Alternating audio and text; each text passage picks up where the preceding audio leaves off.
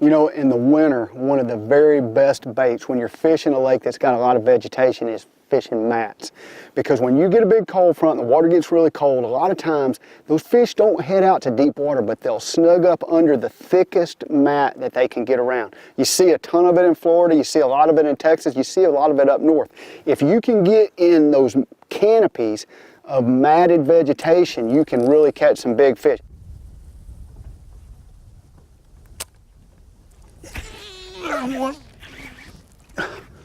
Come out of there. Get up in here. Gosh, I love that. That dude right there, he was in the thickest part of that. I want to show you that hook right there. I mean, it's just buried in there. And a lot of what I'm doing right now is I'm flipping a heavy weight. Well, I've always got a heavyweight rig because you never know if you're going to have some junk or something to fish.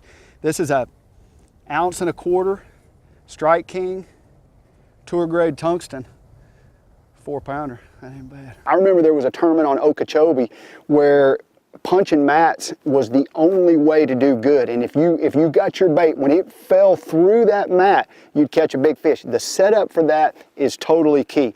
First of all, my very favorite bait for that is probably a Strike King Rage Bug.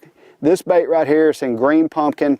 It's just a small, compact bait that you can rig totally straight. I love my hook for this setup. This is an Owner Jungle hook. This is a 4/0 right here. You just got to find a hook that fits the size of the bait you're going to throw. And then as far as my weight goes, this is a 1 ounce tour grade tungsten, and I've got a bobber stopper on top. I'm using Sunline FX2 as my line. I don't have to worry about that at all. This is 60-pound test. The key to fishing this bait is you're going to make repetitive casts into the mat.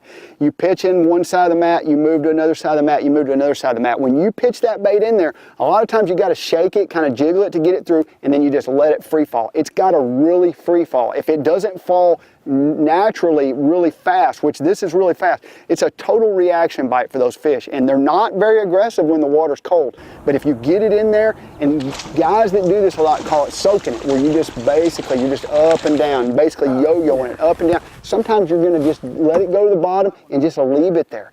You've got to be really patient to get these bites. You can catch some giant fish flipping mats in the dead of winter.